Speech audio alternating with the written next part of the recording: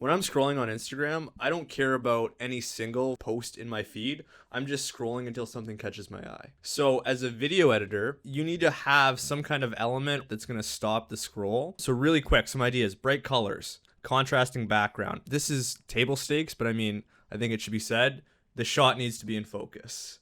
Like, let's not have so the we're talking blurred out bokeh. Like, oh, what's going on? This is so interesting. No, they're not going to stop. I don't want to be the guy to tell you it, but they're not going to stop if you're real slow. And we're live in person. Number Like 2. it. Don't love it because I can't go on my phone because you're right in front of me. I can see if you're slacking off, which I've learned happens too often. What did you say the other day? I'm like, you just look down sometimes when we're recording. What are you doing? what are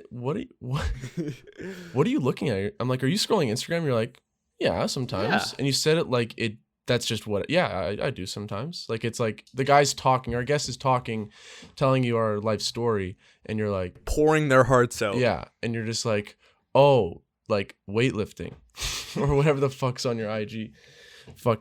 This fucking guy. Well, shit. Mose is in Toronto from Aurelia, from his community. No. Back up. How do you Aurelia? I didn't say that. No, you say it like when we're not recording. You say Aurelia. I just want to sewer you as much as I can here, Dude. It's Aurelia. Aurelia. Aurelia. Gated IG community, reels, is that good? Digital content, short form content. Gang.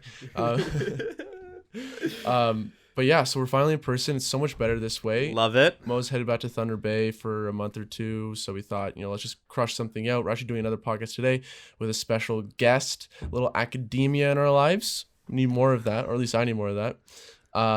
But yeah, so what's going on, Mose? How's that drive down? Oh, terrible. So there was an accident or something people are gonna have no clue, so I probably shouldn't say, but there's an easier way to get down. I instead took a single lane highway, which reminds me of Thunder Bay because that's the only highway that we have over there. And it was terrifying because it was snowing and there was transport trucks, and I thought for a while there that it was gonna be a scene out of Final Destination where the lumber comes off of the truck bed straight through my mirror, straight into the side of my head, but I made it, so I can't complain. It's all good. You're here. Yeah. And we're having a good time. Yeah. So, I mean, last couple of days for me have been pretty... It's not that crazy, but I released a new video, and I said, oh, did you see it? And you're like, yeah, I saw it. And I was a little hurt that I didn't get to give a little, my 2 cents as you usually do. So I feel like our relationship's been failing a little bit. I'm not asking for advice. It's almost like you're only using me when you want to record a podcast.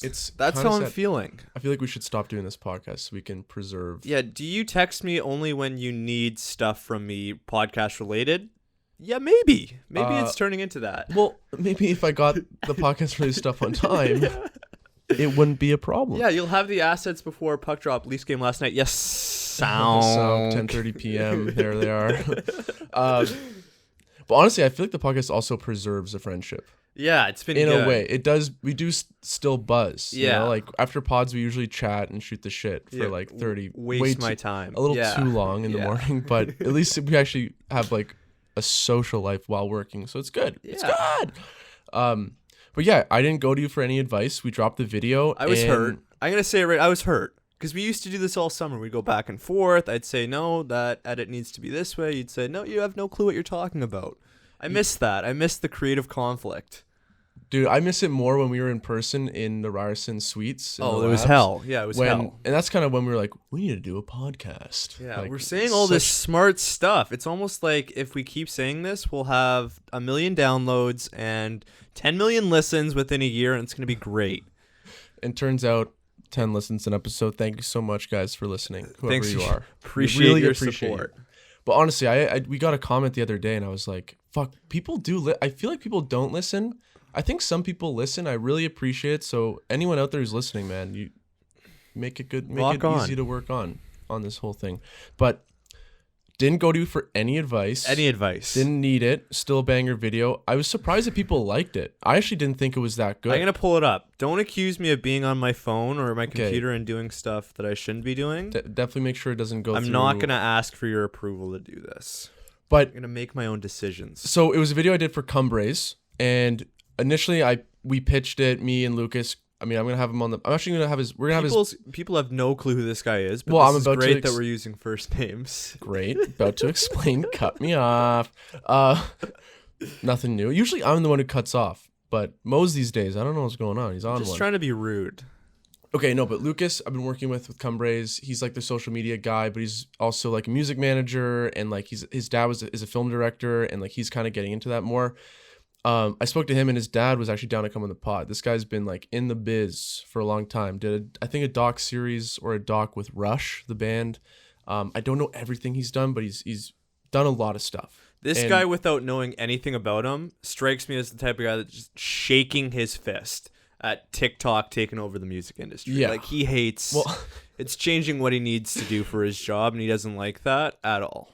maybe. But his name's Dale. Dale. Hopefully I can do it in person with him and maybe have you on Zoom. I don't know if you need to be there or not, but I feel like you would enjoy it. He's a great guy. He always gives like tips for like our Cumbres videos. I feel like it's just when guys have been in the game that long, like I think over 20 years, right? Like Yeah. you just know The shit. Jumbo Joe Thornton career. Yeah. Yeah. You just can like you just have takes that can help make a video just a bit better. That really makes it sell further. But anyways, we make the video and we're like, okay, it has to be a 60-second video because we use the song Sympathy for the Devil. That song's an old school, long ass fucking song, like 6 minutes. And it builds in intensity. So you can't really fit a slow building song That's in 30. really It's awkward really for awkward. a video. So I'm like, let's just do 60-second reels. Like my girlfriend can do it on her influencer page. She can also do it on her personal. It doesn't seem exclusive for like influencers. So I'm like, all right, we'll do it without checking. I don't check. We get the video done. It's release day, literally 30 minutes before it's going up. And Lucas is like, I don't have 60 seconds on my IG. Ooh. And I'm like, well, fuck. So that's an issue. I do all the tests. Let's post it on IGTV. Let's try an IG page post. All those videos get taken down for copyright because IG Reels let you post like copyrighted music. No problem. It's like some loophole, like with TikTok. So anyways, we can't do it. I had to split it in two. Hurt my fucking soul as a creator because the whole video builds into a climactic burger on the fucking grill scene. So we had it in two videos, but anyways, we posted it, and I was blown away by what people like, how many people liked it. I got a shitload of DMs, like a lot of love with people, which I really appreciate. No money, no work opportunities, but your friends love you. Shut up. Okay, listen, love and affection and attention. That's what us videographers. That's a smoke bomb for everyone listening right there. That was a smoke bomb, and I'm out of there. and I'm out of there. I'm gone. But yeah, no, it worked out. But like, fuck, a full long 60-second video. It was such a banger. I mean, I didn't think it was a banger until I realized like people were like, no, it's pretty good. But that kind of leads into a conversation we were having pre-pod. It's like you're just so close to the work. Like I remember just finishing it and being like, it's okay. I didn't love it, And then the but it reception's works. great. Yeah, It's fucked. yeah.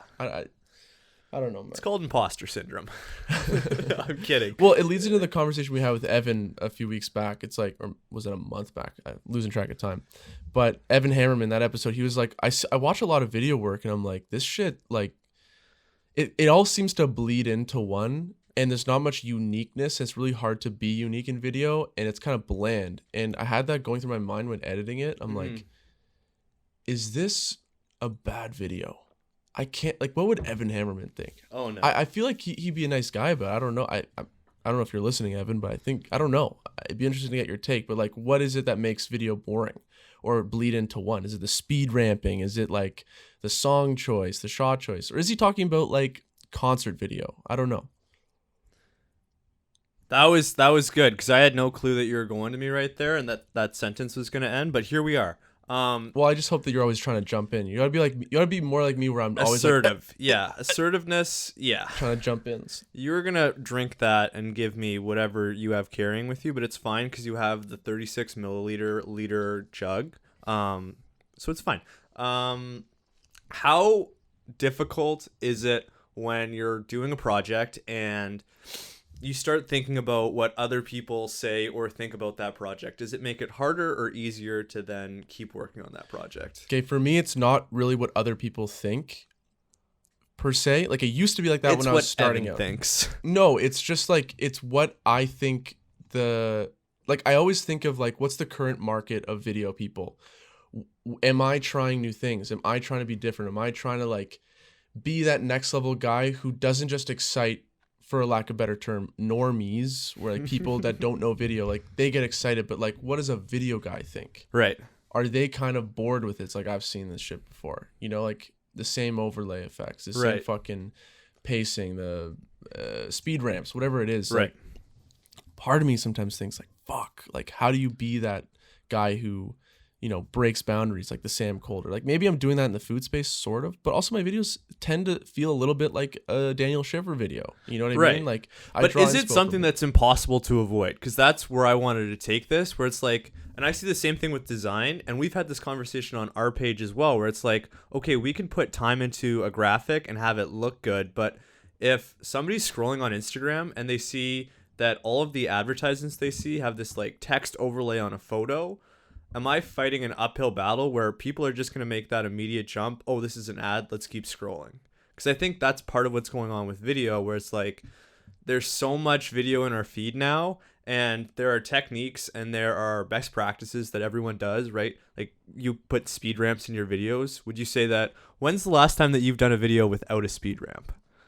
Like slower paced videos, obviously. Slower paced like videos. Stuff that like doesn't need, because I find speed ramps help with certain transitions. If you're trying to like cut a part of a sequence that's Right. like a little bit lacking and like you need to like speed up the pace, like that speed ramp kind of just helps you jump through and like Right. skip. Like it almost like it's a cheat. It's a cheat to like make the pacing make sense and for people not to think, oh, that's a jump cut. Yeah. And it Speed ramps builds hype. like speed and anticipation and movement and momentum. Like they're really good. It's just that where I was trying to go with this is that if that information's out there on YouTube and a million people have seen that tutorial and like, oh, this works really well, eventually that's all going to bleed into itself almost. And you're like fighting an uphill battle because you can't help that your work is now going to be compared to people that don't put the time, who don't care as much about all the little details. Because I saw you, like you were editing earlier before we jumped on. It's like this guy put so much thought into like the smallest like half milliseconds of, okay, the movement's going this way, so I need the next shot to line up with that. Like you put so much time in that way. And I think sometimes, and I felt this too, it's almost like I find myself asking internal questions of like, is this worth it to be so focused and dialed in on those details? For me, myself personally, like it satisfies a need that I have creatively for myself. But like you said, like most people aren't going to see those things. And at the end of the day, the person's hiring you to get more eyeballs on their page. So if the video is like 70 to 80% of the way there, in my mind, if I'm the client, I'm fulfilling the job they've asked me to. So I think they're different things, and a lot of times they compete against each other. Does that make sense? 100%. It's like I'm into the details and everything, but for me, But that's what makes it meaningful for me too. It's what makes it meaningful, but I also think it's what sets videos apart from one another. Like sometimes I watch videos from other videographers or editors, and I'm like, they left in like a couple too many frames where like it doesn't seemingly go from cut to cut. Whereas if they just took out a couple more frames, it just feels more professional and like seamless. Mm-hmm. And you see it in film all the time. When you look at film versus like maybe a YouTube short film from some amateur, like you kind of like, you're like, you cut a little too early, you cut a little too late. And the same thing goes for like a sports edit. Like you're letting things hang a little too long. Yeah. But the average consumer doesn't notice that. But if you brought it up to them, they'd go, oh yeah, I kind of see that. makes Like sense. it's almost like you just have to like, have you seen How I Met Your Mother? No. It's like, I do you hate know television. the show? Do you know the Yes, show though? yes. Okay, yeah. So they have like a episode where it's like the glass shattering episode. It's where someone like was going up to a character and just be like, do you ever notice this person did that? And then he goes, and then all you hear in a sound effect is like, and his eyes like go like this. He's like, oh my God, they do that. And then every time they hang out with this person, they can't help but notice it Right. because one person said something. Same thing goes for, I feel like, It's like for the editing. gift and the curse of video, like any creative thing where it's like you're getting paid and social media matters a lot now, but you also have to wrestle with the fact that there are limits to how much you can influence with the creative asset that you're putting out. That was so wordy. I hate myself for saying it like that. Well, But it's true. I think it's true. And I think it's a transition that regardless if you do video, if you do design, it's something that I think everyone's going to have to wrestle with eventually. And I think as we've always heard in school, it's like kill your babies. Like sometimes those shots are like this thing. Oh, you fell in love with that shot. You don't want to see it go. You want it to hang for the extra 0.5 or whatever. But the edit doesn't call for that. Right. And I mean, in a more like these days contemporary term, it's like you gotta know when to take your L's. Yeah. Like in the edit, it's like I could spend another hour like tweaking this color grade or tweaking this like cuts and all this stuff, but it's like how much better is that gonna make it? Right. And like, shouldn't you be using energy on something more worthwhile or the next thing? Because it's all about consistency to a certain degree. Right. But that's where but in a greater point, back in the day, pieces like this or movies or like the media used to be more long form and patient, where it's like you do one movie every 2 years or every year or whatever. Mm-hmm. You take your time to do that and make it perfect. Mm-hmm. And that mindset still is like, when we're transitioning into the consistency stage of constant, and I think to that point, we're right in the middle of it. We're right in the middle of that transition. So it's hard. You're navigating both. Near impossible, because you're kind of like, we're still in that mindset while the demand is kind of saying, fuck that mindset, we're moving on. You're in that mindset and you have to somehow grapple with like, just let it go, and you have to go to the next one, or else you're just going to fall behind, which I don't know if that's a good thing, And this is such a fucking off topic / sort of on topic, is like, same thing goes for like the world's smartest people right now are working every day to create ads that keep you, or create features or ads on social media pages to keep you on there and stay addicted. Mm-hmm. When they could be solving like they could be producing bigger things, problems. They could be helping with hunger, like the climate change, destroying the environment. There's so many things. This is why I can't understand why people like hate Elon Musk. They hate him. Well, people just hate billionaires because they think they hoard cash. Yeah. But that's not how you become a billionaire, by the way, guys. And I'm like, but we have all these people, and social media is such a focal point in our life. And this guy almost single-handedly pioneered a move to EV cars and sustainable energy. It's like, maybe that's important. Maybe it's important because no one of his caliber of smartness or entrepreneurial spirit is doing and solving those problems. Well, doing what he does involves a stupid amount of risk. Right. Tesla, that model of business, from my limited simple understanding and it's not a great understanding, but it's decent. Like how many government subsidies they got? It was a failing business model, but the government's like, we're going to invest in this to hopefully get all the cars on the road to be He was trying electric. to sell it to Apple at one point. Like it almost doesn't make sense, because you're spending so much money to make, like, a Tesla should be a lot more than it is, but it's cheaper and more affordable for a consumer because of the government subsidies. Right. I mean, I'm going to get fucking fact checked, but like, that was at the beginning. I think now he's like paid them all off and is like sustainable, but like, it required that risk from the government and the risk from Elon Musk to put their necks out there saying this will be the future. I don't know how this links back to what we were talking about. That's what it is. I got it. Fucking really smart people are like, I don't want to take a risk. This was going to pay me $250,000. I'm just going to get this bag and live like a balanced, happy life. Yeah. I don't want to work 100 hours a week and have 7 kids and never see them. Elon Musk. Does that make him a bad guy? He has 7 kids. I know, yeah. And I don't want to like judge, but I feel like also working. Let's throw some moral judgments out there. Yeah, I feel like maybe Let's tear this guy apart. No, but it does seem weird you have 7 kids and then work 100 hours a week. You know what I mean? It seems a little... Well, being a good dad is not high on that guy's values. There's the value judgment right there. And we're never having this guy on the podcast. No, I mean, fuck. I'm sure he would describe He was chomping at the bit to come on, actually.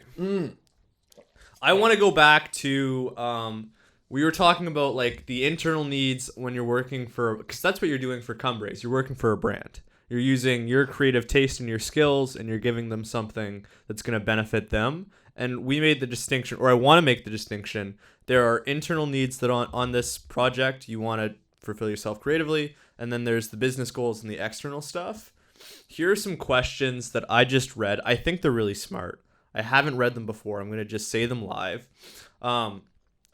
Because I titled this thing, I'm just all over the place right now. I titled this thing, You're Only As Good As Your Last Project. That was the idea.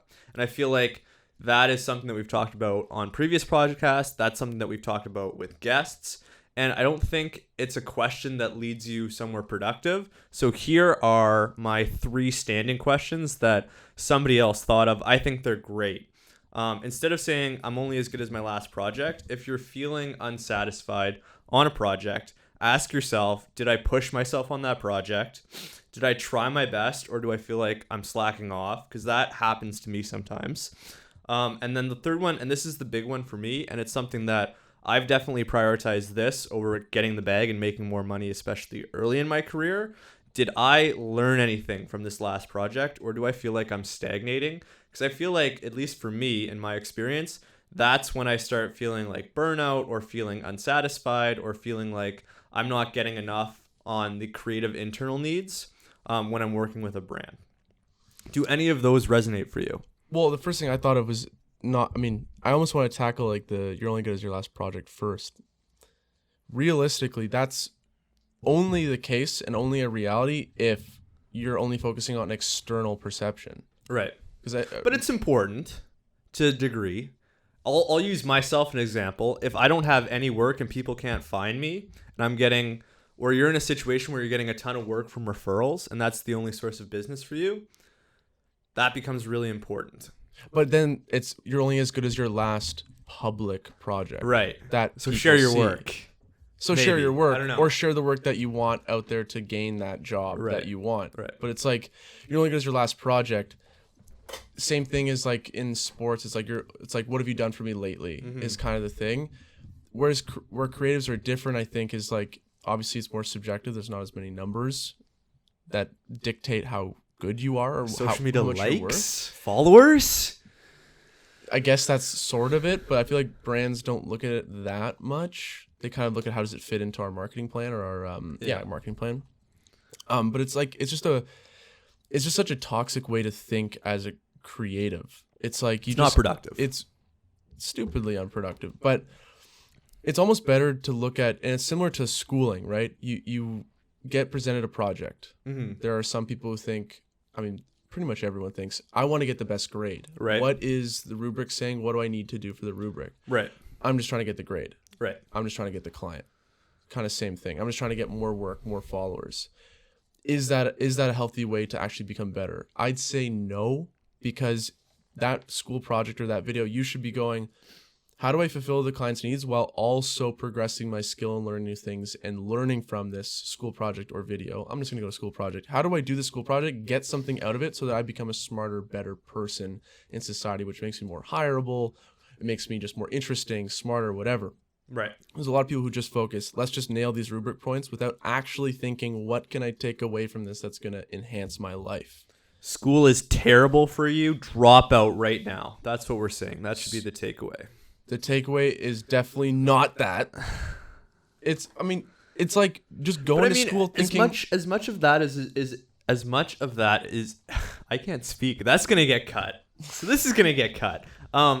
As much as that was a joke, I mean, part of the conditioning is there though. And we've talked about it before. Like, winning in school and winning in a job are not the same thing. Well, they kind of are. In a way, There's overlap.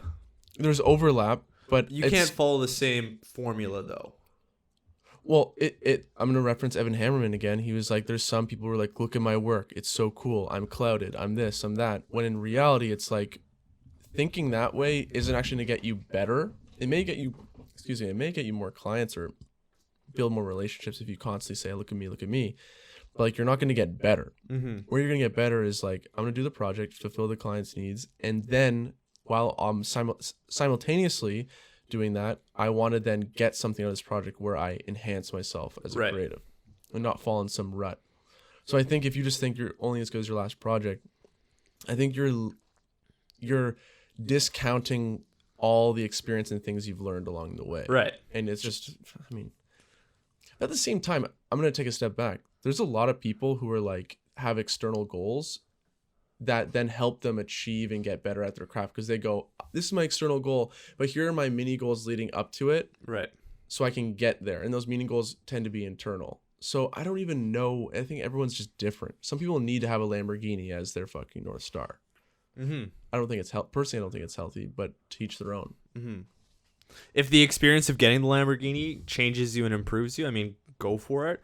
But for me, at least, this conversation all comes back to what are your values and what do you care about the most as a creative? And the only time that I would give somebody advice is just like be conscious and take full responsibility for picking your goals, and then also looking at your actions and making sure they're in line with what you care about and the values that you want to keep. Because it's not and this is something that's been tough for me to realize as somebody who probably leans a little bit more towards the I want to improve, I want to learn, I want to make progress with the creative skill. It's been hard for me to look at and accept that that is not everyone's goal. Some people want to get the bag, and their work is going to look the exact same from 2021 as it did in 2017. And I'm like, for me, the way that I view the world, I'm like, well, that's a failure in my eyes. But if that person got the bag and they're happy, I mean, it comes down to values at the end of the day. And who am I to judge that person? Yeah. They're still wrong. It doesn't mean they're not wrong. It's just different values. I guess it just also begs the question, like, you never know if someone's truly happy. Right. They may say they're happy, they seem they're happy, but it's like, but is your goal really just money? I feel like anyone's goal who's just money, there tends to be some serious issues that follow along with that. Just sprinting away from their issues. Yeah. What happened in your childhood? It's such a value or such a character judgment. But I just feel like there's so much more to life than money. It's just so much more to like, or rather work, I guess, to money. There's no shit more to life than money. But another thing that I think about, how do I get this bag is one thing, or how do I get better? The other thing is some people think, how do I get better is doing X, Y, Z, but doing X, Y, Z, does that actually lead to more people clicking? So where's the balance between believing following one path is going to make you look better and make you happier with your work, but people might go, I don't really care for that much. Like, I'm not going to stop my scroll to watch that video or see that graphic. Right. And it kind of brings me back to the movie Tenet. That movie was like really a filmmaking writing masterpiece. Yeah, it was like, a creative accomplishment. That's how I see that. I explain it to people that way. It's unfucking believable, but because it's so unbelievable, so complex, and like it's such a complex idea that wasn't produced and created in an easy, digestible way. So therefore people go, I didn't really like it that much. It's near the bottom of my list on Christopher Nolan movies. Yeah. And you hear that all the time. Everyone says that. And it's like, okay, Christopher Nolan's like, I'm going to flex my fucking muscles and my intellect and my like writing muscles. But at the consequence of what? Viewership, enjoyment, people actually giving a fuck. But he was probably self-fulfilled through that, because I don't know if he's fulfilled through numbers and external factors. So it's that kind of balance. And it leads into our next thing we want to talk about. It's like, how do you get people to stop the scroll on your videos?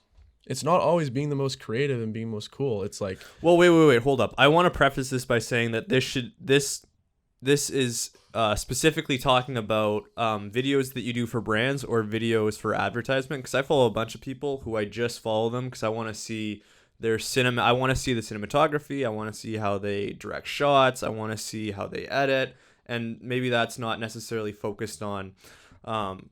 it's not video that fulfills some kind of goal other than just being video. Does that make sense? Yeah, there's a lot of people who post on IG not their work, but not their client work, but rather just the work that they're doing for fun and that they enjoy, right? And it's just kind of like an artistic standpoint. Right. Whereas I feel like, I guess I am talking more about like business. Yeah. Which I don't know. But that's kind of your lane. That's like the work that you're doing right now. It is a lot of it, but also at the same time, like this Cumbres video was like a blend of, you know, creative fun and the business side. Like, it's not your cookie cutter, like you need to stop scrolling to see this or whatever, like using like psychological tricks with 48 Laws of Power. You read it? No, but we can do a little excerpt at the end of the podcast. Chrissy Chaos. But yeah, I mean, I guess if we were just to shift gears to people who do a lot of client work, it's like, how do you get people to stop? Is it through copywriting that is, you know, inflammatory and like getting people to like, you know, go, you won't believe this. Or imagine like how it's like, you are an idiot. People are probably going to stop if you said something that inflammatory or crazy. Yeah. But how does that affect the art? Is there a way to stop people from scrolling while also being creative and interesting and not just being exploitive? Absolutely. I think it's a mix of a lot of things. I think number one, it just starts before you even shoot the video, before the concept comes up. General best practices. I have one and then maybe another one. The first one is that well, there's two numbers really that I really want to pay attention to. The first 3 seconds, you got to hook people. Because my default, and I don't want to speak for everyone, but I am, because I'm an egomaniac. When I'm scrolling on Instagram, I don't care about any single feed in that or post in my feed. I'm just scrolling until something catches my eye. So as a video editor, you can't start on this beautiful, I don't know. Establishing shot. Yeah, establishing Like shot. I mean, great that we have a video podcast and I blanked out on that. Anyways, you can't be like super slow and kind of trying to build up to that, the climax. Like in the first 3 seconds, you need to have some kind of element or something in your edit that's going to stop the scroll. So really quick, some ideas. Bright colors stops the scroll immediately. Contrasting background. This is table stakes, but I mean, I think it should be said. The shot needs to be in focus. Like, let's not have the blurred out bokeh. Like, oh, what's going on? This is so interesting. No, they're not going to stop. I don't want to be the guy to tell you it, but they're not going to stop if you're real slow. So the first 3 seconds, super important. And then within the first 7 seconds, you need to give people a really clear reason why they should keep watching your video and come in with the expectation that it would be a miracle if most people kept watching past 10 to 15 seconds. Which is why I look at like a 60-second video. I'm like, okay, this is great. I love watching this. I love like all the creative stuff going on here, but your money's probably spent better ways as a brand, if we're being completely honest. Do you also, I think one more thing on top of bright colors, contrast, I forget the other thing you said. I think cutting fast stuff. I almost everything think has to be in focus. What the basics. What also I think is a huge one is clear shots that show you a subject that doesn't, and ideally a human being. What's that? A single subject? A single subject. Like maybe two, but probably one. Just and one. Probably a human. That'd be nice. The best face. is a human face. Yeah. And if you're not a company or you're not a person that is making content around faces, it has to be clearly like the subject has to be so clearly there, and like everything in the composition has to be pointing my eye towards that to really catch people to go, okay, it's about this. And it's fast, and then they give me some reason to like actually want to see the full circle of the video. Right. 7 seconds. Or give me some dopamine. Give me some dopamine. This is why I'm on the app. Just give it to me, please. It is great, and also make sure they're good looking. It's true. People are attracted to symmetry and faces and eyes and shit. Yeah. Especially like smiling. That's what the influencer industry on Instagram was born. Pretty much. Let's be honest. But at the same time, fuck. What if you just want to make cool fucking art? But I want to go back because when I think of Cumbraes, I don't think human person brand. They sell meat. They probably sell good meat. I've never had it. I'm going to take your word that it's fire. But I don't think a person when I think Cumbraes. You just posted a video. People can go check it out. We're not going to pull it up because this podcast is low production. When I think of Cumbraes, right, I don't think of, I'm going to say that again. I don't think of people, but you did a great job in that video of bringing people into the experience of going to the store and, like we talked about, showing a person immediately. So they take them through that story. And as somebody watching that, not to get super over analytical and nerdy here, but as somebody watching that, right, I want to be brought into that story.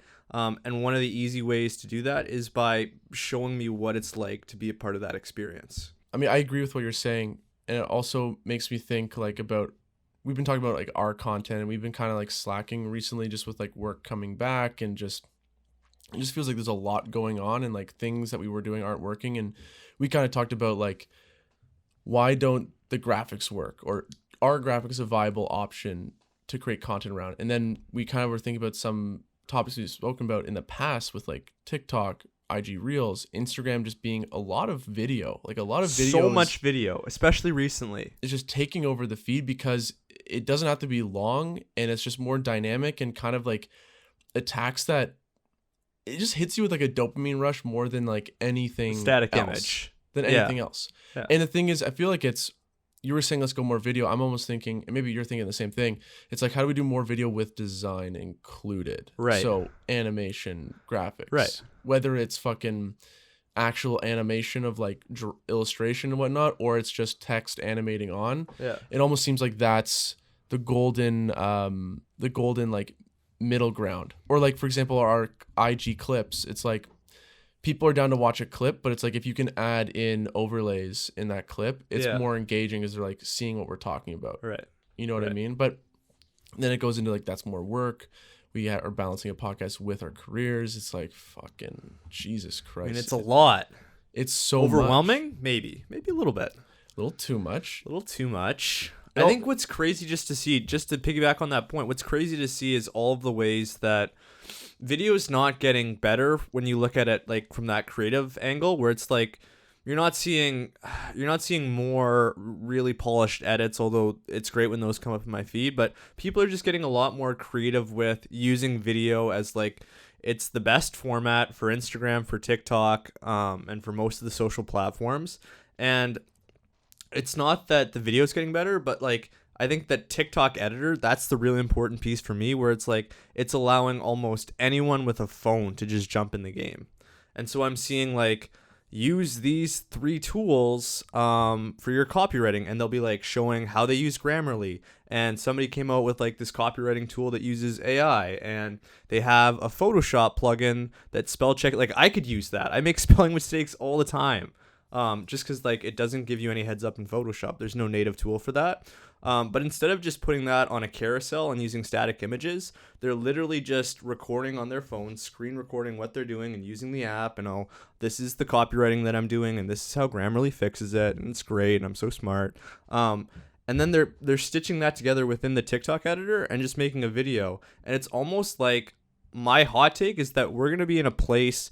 I don't know if it's 6 months, I don't know if it's a year, but we're gonna be in a place soon where it's just not worth it in most cases if you're a brand trying to grow on Instagram or social platforms to do static stuff, because the video just performs so much better, and you can't use the excuse anymore that video is too hard to do, or I don't know Premiere, or I don't want to learn Final Cut.